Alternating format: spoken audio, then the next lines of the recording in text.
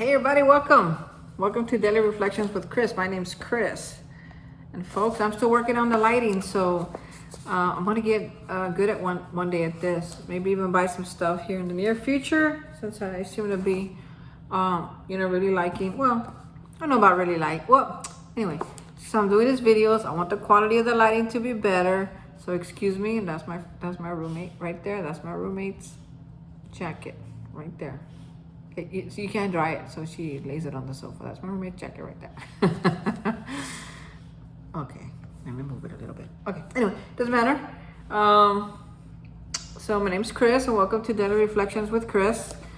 And what I do here, what my intention is to be able to share my experience, strength, and hope with you, as it pertains to my recovery from alcoholism. And so I'm not just jumping around all over the place. I read a topic from this book. It's called Daily Reflections. You see that, Daily Reflections? So that's why I call it Daily Reflections with Chris. Of course, that might change next year, but for now, and I only want to change it because it's long. Daily Reflections with Chris. It feels long, so maybe something shorter. I don't know. However, if you have any suggestions or any ideas, just put it in the comments. I would love to hear, because I'm creative, but for some reason I can't seem to come up with a name that's not as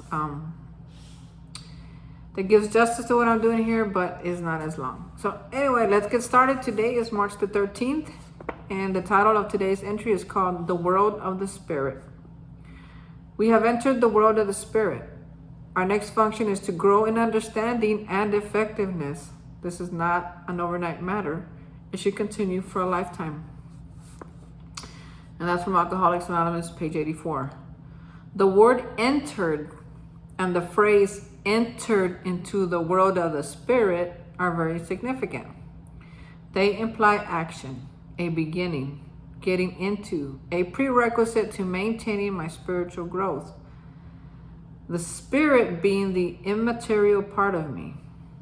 Barriers to my spiritual growth are self-centeredness and a materialistic focus on worldly things. Golly, this thing's like really hitting home today. Spirituality means devotion to spiritual instead of worldly things. It means obedience to God's will for me. I understand spiritual things to be unconditional love, joy, patience, kindness, goodness, faithfulness, self-control, and humility. Anytime I allow selfishness, dishonesty, resentment, and fear to be a part of me, I block out spiritual things. My God. As I maintain my sobriety, growing spiritually becomes a lifelong process. My goal is spiritual growth, accepting that I'll never have spiritual perfection. Man, so many good things to talk about in this reading. My God. Why do I feel like I never read this before? Maybe I didn't read it that day, right? I don't know. No, I doubt. Well, March 13th. I might have read it at least one time. Maybe twice. But, this word is like, this book, it has life. Like, you can read it every day of every year, and it'll mean something different. Even though last March 13 I read it, next March 13 I'm going to read it, and it's going to be something different next year. Today it feels like I never read it. Like it's really hitting me in the gut. Like it's really hitting me in the gut, right? It's saying spirituality means devotion to spiritual things instead of worldly things. Well, what are those spiritual things? What is it?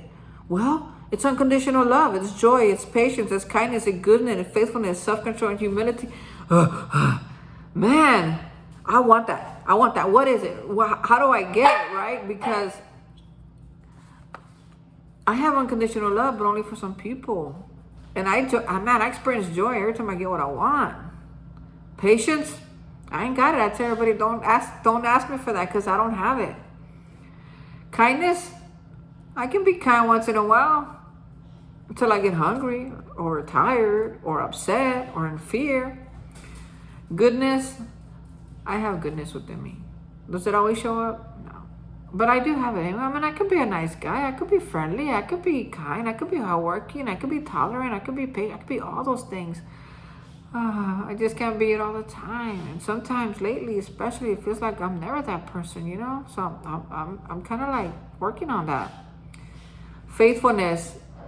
Now, that I feel like I am, but I feel like I also don't know when I'm being unfaithful, right? Because I know that I'm faithful in relationships, right? If I'm with somebody, I'm not gonna cheat on them. It's just not what I do. I mean, I can barely handle one. I can much less handle two. There's no way. Not even if I'm just talking to somebody. I won't just talk to anybody else. I'll just talk to that one person.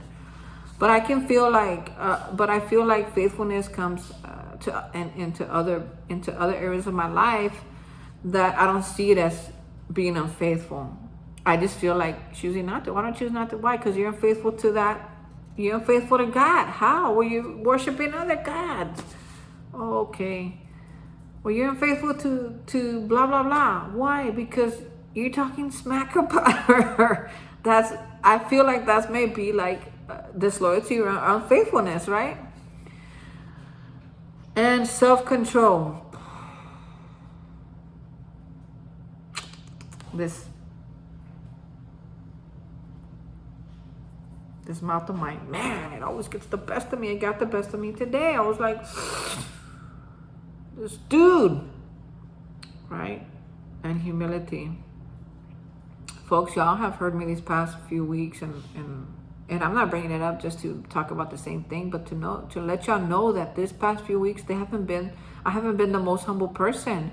Yet I'm learning that through humility, just life is better. Like, I don't need to be right. I don't want to be right anymore. I don't want to need to be right anymore. I just want to be happy. Has that changed? Not 100%. Is it getting better? Yeah, it is getting better. I'm learning what they call these tools or these coping skills or these mechanisms that when it crops up, something comes up and it's like, I'm just like, poker face, don't say nothing, poker face. So everybody's gonna be like, oh my God. And then feel it, because the one thing about Chris and about me is like, when I feel something, oh my God, it shows all over my face. And if my mouth gets to it, forget it. Like, it's everybody. I'm not gonna say everybody hates Chris after that, but man, nobody wants to be around Chris when he's like that. He's hot-tempered sometimes, you know? So am I working that? Yeah. I'm working that. Okay, so this is kind of cool that I just read right here, right? So it says, so what are the spiritual things? Unconditional love, joy, patience, kindness, goodness, faithfulness, self-control, and humility. Wow, that's what I want. That's the fruit, right? That's the fruit of the Spirit. That's the fruit of living in God's will versus Chris's will. That's the fruit of doing the next right thing instead of stealing, cheating, and lying. That's the fruit of living an honest life, right? Okay. Well, if I'm not in all that, what am I? That's the spirit world, right? That's God's will. Well, Chris's will looks like selfishness, dishonesty, resentment, and fear. Selfishness, dishonesty, resentment, and fear. 4 things to work on. Do you know how many? I counted like 7 or 8 fruits. If I work on these 4 things, I'm going to get 8 fruits. What does that mean? If I can work on this, I'm going to get double for my trouble. See, I'm not going to get just 4 things back in return. I'm going to get 8. So, okay, now I got to take my inventory, right? Have I been selfish? Did I have selfishness today? Yeah, I think there was a moment where I was thinking selfishly and hoping for things to be different. Was I dishonest? Not really, but I could have been dishonesty if they would have asked me, hey Chris, what really happened between you and that customer today? Then part of me would have been dishonest only because I don't quite remember the whole story. Because once I get to a certain level of tolerance, like, I'm no longer listening. I'm shut down. So I don't know. I can't understand. I won't remember the rest of the conversation. So I have to kind of remember it, and I won't even probably remember it in the right order, right? I mean, it's like, I hate repeating these incidents where I get in a lot of trouble, because I'm in trouble because I probably said something I shouldn't have said. I probably did something I wasn't supposed to do, and somebody probably got in my face, and at some point I shut down. So it's like, So I'm really working on that right now. I really am, because I think it's messing up, my relationships, my work, and my fruit, right? These 8 fruits that I really, really want. I can't, if I'm there stuck in intolerance and shutting down, then there's no unconditional love or joy or patience for that customer, or kindness or goodness. There's no, goodness is there, but what comes out before the goodness? It's like, I thought he was playing with me, and I started laughing, and he says, "Oh, now you're laughing." And I'm like, no, I'm like, oh, I didn't know what to say. I was like, well, because you're getting mad. He's like, "Oh, you're laughing because I'm getting mad." I was like, no, I mean, what? Let's talk. You want to talk? He's like, okay, make up your mind. Do you want to talk, or do you want to not talk?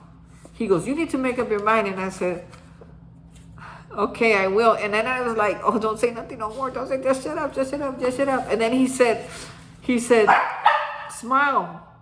And he goes, smile for the picture. And I went, he said, so they know exactly who I'm going to complain about. And I was like, oh God. And when that happens, man, you can't be like, well, he called me this and he called me that, because it doesn't matter.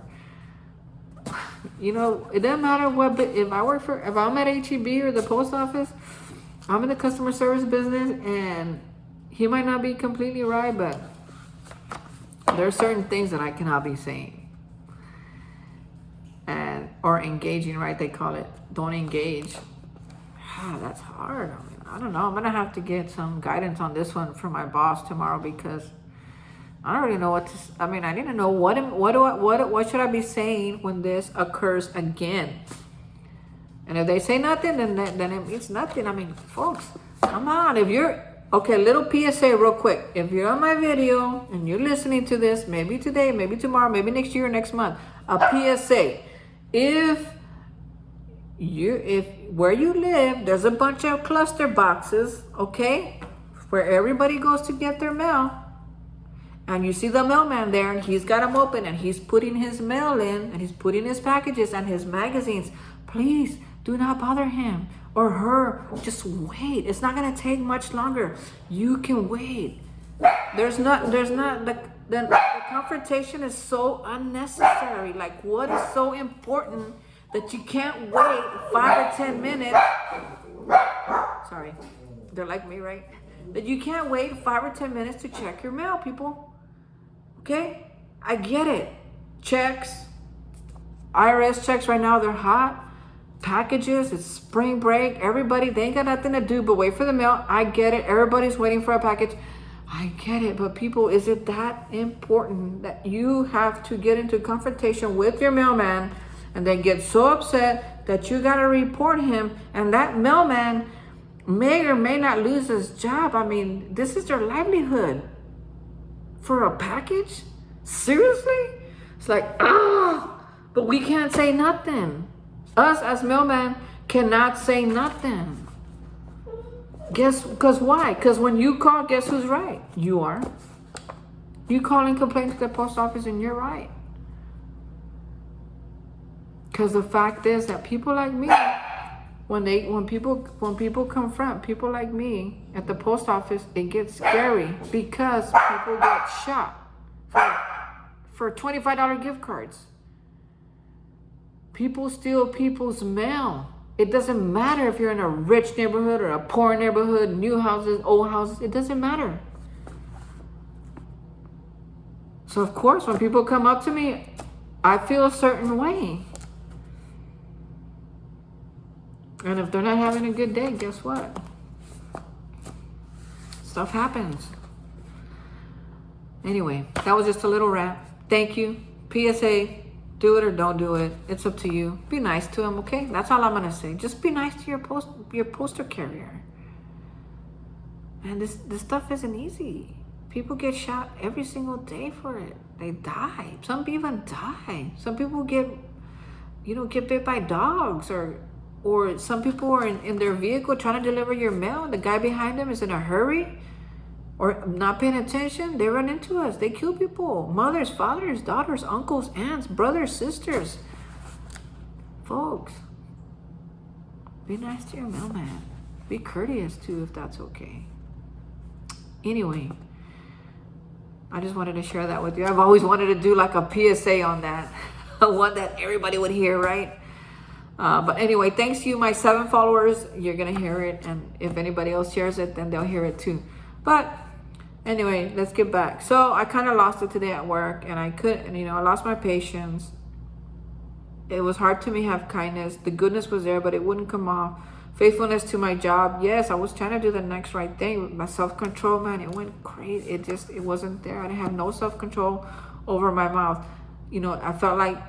I feel like I understand what the Incredible Hulk used to go through. He would be like, oh, you don't want to see me angry. You don't want to see me angry. It's like, stop it, stop it. And people be like, oh, what do you mean? What are you going to do? And he was just like, he couldn't control himself even if he wanted to, because once his temper went like here, it was like, we started getting big, and his clothes started ripping up. And everybody's like, whoa, and then they ran.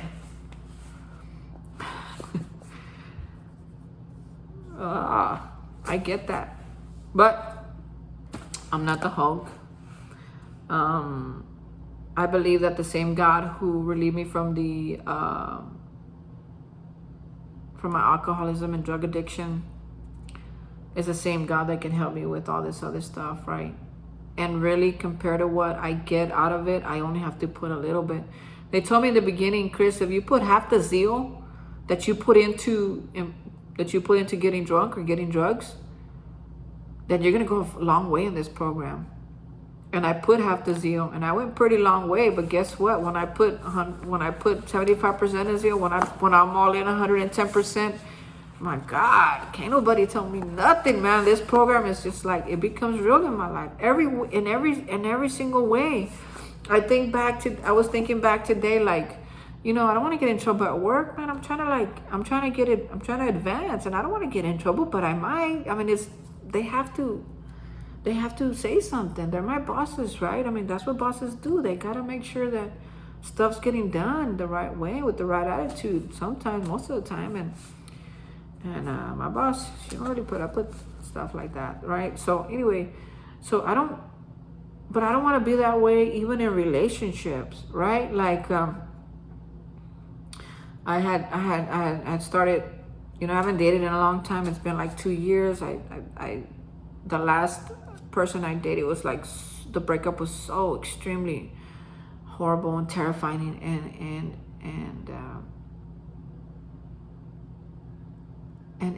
and it left me kind of scarred, right, in a way that made me kind of like not want to date anymore.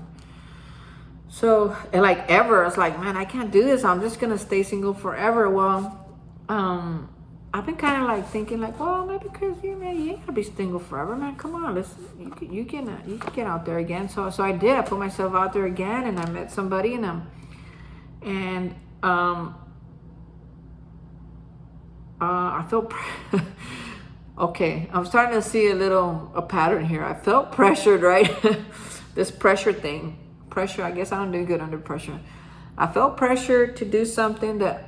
It's not that I didn't want to do it, but I didn't want to do it right now, and I didn't want to keep talking about it over and over. I mean, like it became like the focus of everyday's conversations, and so I hadn't said anything, and then the last day that we were hanging out, the conversation was so much different. Maybe because it was the weekend and we were talking about work, and it was so nice, and I was like, man, I really enjoyed it,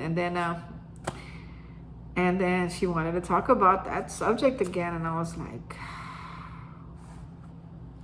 man, I was really hoping we didn't have to talk about that today. And there was really like 5 more minutes in the evening, right? It was about to be midnight. And this boy here, his mouth, man, he's like, he don't have control of his mouth. He says, well, I was hoping we want to talk about that tonight. And she's like, well, we don't have to talk about it tonight. And I was like, okay, thank you. And then she said, but what do you mean by that? And I was like, well, it seems like that's what we talk about. And I was kind of hoping we could talk about other things. I mean, we're getting to know each other. I don't want to just talk about that. Tell me, I mean, let's talk about other things. You know, like what's your favorite? Do you even like do you like the movies? What's your favorite movies? I mean, you're talking about this girl. She goes tennis, has a horse. I'm like, what could she possibly want with the dude like me, right? I'm like, oh, what do you? She did motivate me though. Like, even though we're not talking anymore, there's things in my life that I'm really gonna work towards, because she did make some serious points about my future, right? That I hadn't really looked at it because I didn't want to date. So certain things weren't important to me because had decided I was never gonna date again. So anyway, she did motivate me to look at some areas of my life that I hadn't looked at in a long time. But in the conversation, she's like, you know, that's the most important thing to me. If you didn't want to talk about it, why don't you just tell me you're not interested? And it's like, because I am interested. I just don't want to talk about it like 24 hours a day. Like, can we talk about something else? You make me so sad. I feel so rejected. And it was like, oh man.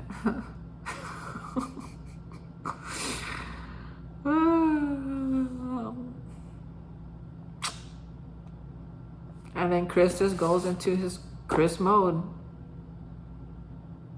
And she said, I couldn't, after that, there was nothing. I tried putting a word in, but I couldn't. She just went off, and I couldn't get, I still don't understand what really happened, but we're not talking anymore. You know, she said I made her feel cheap. I don't know how. I wanted to ask, but there was I couldn't get a word in. And in the end, instead of, I still haven't texted her or nothing. I mean, I knew her like not that long, and you know what's funny is I thought she was really, really cool. I thought she was cool, man, and you know, she would send me these pictures with filters on them, and I thought that was so nice. But one time I did see her with no filter and no makeup, and her hair kind of disheveled, and I thought, man, that girl's beautiful, man. And I don't know. I guess I know why we're both still single, right? She's been single for a while too, and I guess I know why we're both still single. But anyway, you know, I realized today, looking back on that, like, man, Chris, you were kind of callous. And even though she didn't really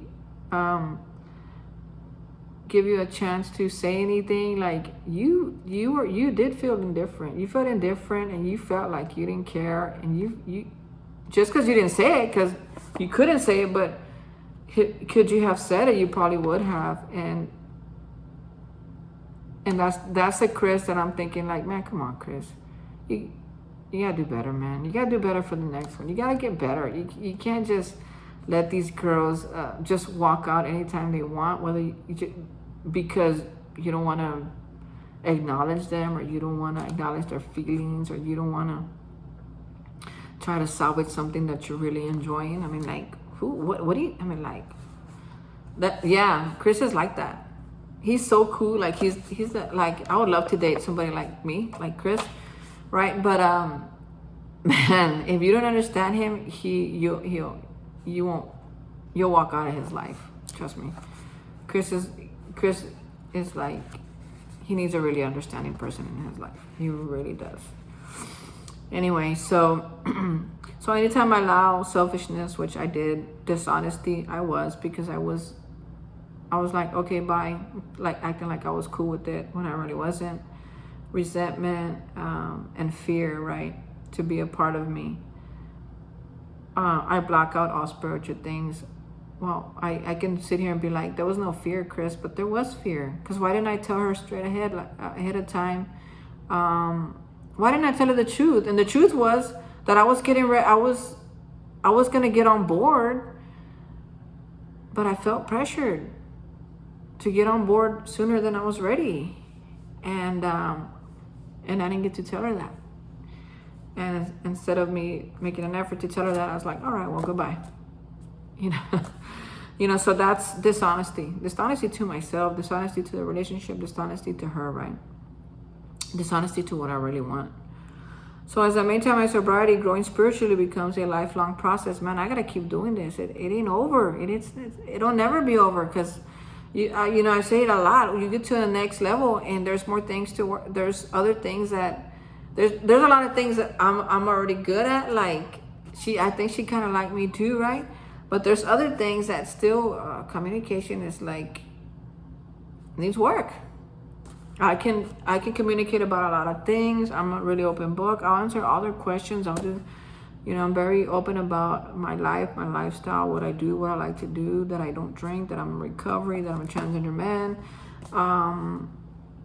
That I work at the post office, and sometimes I live paycheck to paycheck, and sometimes I got a little bit extra. I'm not rich, I'm not broke, but I'm just like the most, for somebody who didn't want to have a mediocre life, I think that I am living like a mediocre life right now. But it's not going to be like this forever, folks, okay? I'm working on it. I'm really working. My goal is spiritual growth, accepting that I'll never have spiritual perfection. There's a part in the big book that in the How It Works, it says we claim spiritual progress rather than spiritual perfection. So many people, when they read the How It Works and they want to do it their own way because they're cute, so they want to go off the script and they want to put their own words or take out their own words, they'll read, we claim progress, not perfection. And it's like, no, dude, it's a spiritual progress, not spiritual perfection. What does that mean? Is that we're progressing spiritually. Every day we're learning about us and our higher powers and what we're going to do and what we can do. And know that we'll never be spiritually perfect. What does that mean? Well, sometimes I might think I got a word from God and it was just me. So I go and do something that I should have never, that wasn't his word. It was still Chris's idea, and it doesn't turn out that good, right? Okay. I'll never be spiritually perfect. I'll never be 100% kind. I'll never be 100% patient. I'll never be joyous every single minute of my life. And unconditional love, I'm still learning about that. It's spiritual progress. And as I progress spiritually, so do the fruits. So do the fruits. And I'll never have spiritual perfection. And I'm so grateful for that because, I'm so grateful for that because it's really hard for me to open up about my recovery, because if I go around saying, hey, I'm in recovery, or I go to AA or whatever, and then I have an episode like I did today, they'll say, man, your recovery is all messed up, or AA doesn't work. And that's not true. It does. My recovery might be a little bit, and it's not going to be 100%. It never will be. It may not be. You might even think that because I'm in recovery, I got to be perfect, or that I'll always be happy. And that's not true. But some people will use that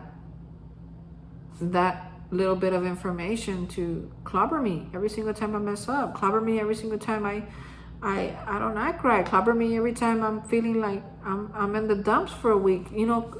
They use that little piece of information. So I don't share that with a lot of people because I'll never be spiritually perfect. But some people will hold me to it just because I'm in recovery. Just like Christians. They don't go around telling everybody they're Christians, because as soon as they mess up or they find out they're gay or they have an affair, guess what? People turn away from the church because they say, oh yeah, look at that guy. He used to be a pastor and he killed himself. Well, yeah, he killed himself because you guys set the bar too high. He's a human being. He's a human being first. Then he's a pastor. Then he has a husband. Then he's a father and a son. All those things. And folks, we'll never be spiritually perfect nor flawless. We're just living this thing like anybody is. They say a lot of times in my meetings, in my groups, you can't tell the difference between somebody an alcoholic who's drinking and not drinking because they still act the same. But they're not going to, well, I don't know, maybe they are going to jail too. But we're getting better and we have a life worth living.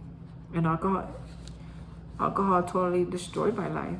It helped me to destroy my life because it made me not really care about anything. It made it okay to not care. It made me okay to act the way I act. It made it okay to be ratchet. It made it okay to use all my money and drugs and alcohol. It made it okay not to ignore my mother, my father, my family, and my I was married one time. My spouse. It made it okay to disregard everybody.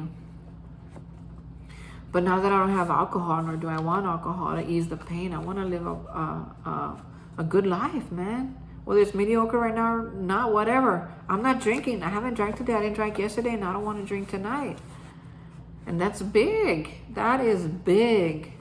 And if anybody used to drink like I used to drink, man, or drinks like I used to drink, staying sober, even 31 minutes, it's hard. Talking about God, who wants to do that?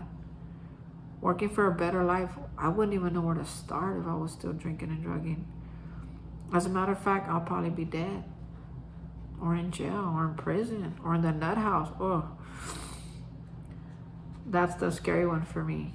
That's the insane asylum or the state hospital. Man, that I've been there one time for an H&I ride to take to carry the message over there, take them a meeting. And these people, they just get up and start banging their heads against the wall. And it's sad, man. It's sad. But that's where drugs and alcohol will take you. And you know what the sad thing is? Most of the time, you don't know until you're there already. Just like alcoholic, you cross that invisible line from a social drinker to an alcoholic. And nobody knows. Nobody can tell you when that is. As a matter of fact, once you pass it, you can't come back, and you don't even know that you passed it. It just happens fast. It's so strange, so weird. This disease of alcoholism. It's so strange. But there's no cure. There's a program that works. I found it in a 12-step recovery program. You can maybe find one at your church, maybe find YouTube some stuff. Maybe all you need is to be abstinent for a couple of weeks. Maybe you're not alcoholic. Maybe you just got in trouble. Maybe you just overdid it a few times and now the wife's mad or the husband's mad. Okay. Well, you can diagnose yourself. We don't diagnose anybody here. I don't diagnose anybody. You get to pick if you are, you aren't. But know that we're on this journey together whether you are or you aren't.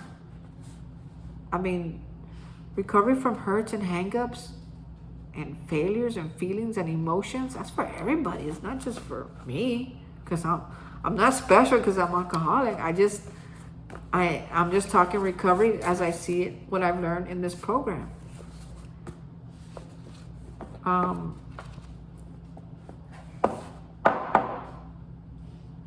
Thank you for your time.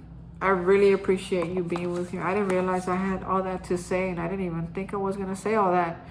Every time I come on here, I'm like, man, I got to say something smart to give them some hope. And I don't know if I did today, but maybe tomorrow I will. So watch me tomorrow, okay? Tomorrow's March the 14th. Today's March the 13th. So maybe tomorrow I will. So look forward to my video tomorrow. But if I can help you out in any way today, I could just say, you are not alone. Whatever it is you're going through, there's other people going through the same thing. And there's other people going through worse things. And there's other people who already been through that. Get with those people that have already been through that. Ask them, how did you do it? How did you get through? Because it hurts. And I don't want to drink. Or maybe you're just like, and all I want to do is drink. I've been drinking for 10 days since that happened or this happened or that person died. And I don't know how to snap out of it. Can you help me? Ask for help, folks. It's out there. It may not be me. It could be somebody else. It could be your best friend. It could be your mom, your dad, your father, your uncle, your aunt. It could be your best friend at work. It could be your enemy at work that's been grieving for the past 2 years because her husband died and now yours died. Talk to that person.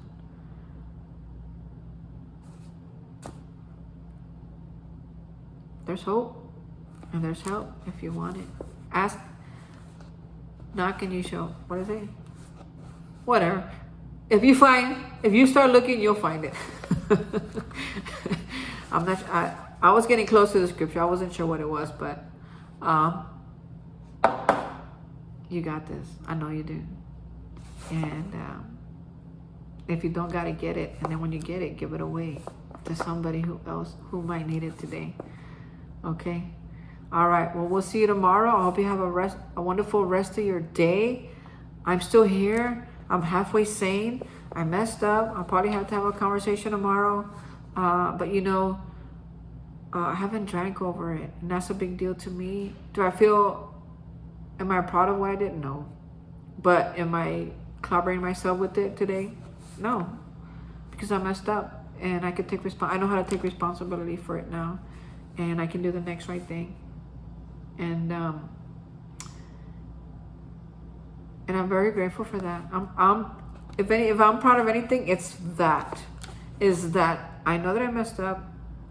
There's gonna be consequences. I know how to take responsibility, and I don't have to continue to talk about it the rest of the night. I can let it go.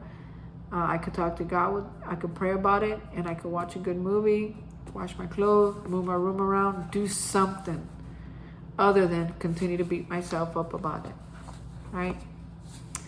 Folks, I love you. Thank you for your time. 37 minutes almost, and you're still here. And for that, I am so grateful. God bless you, and we'll see you tomorrow. Bye.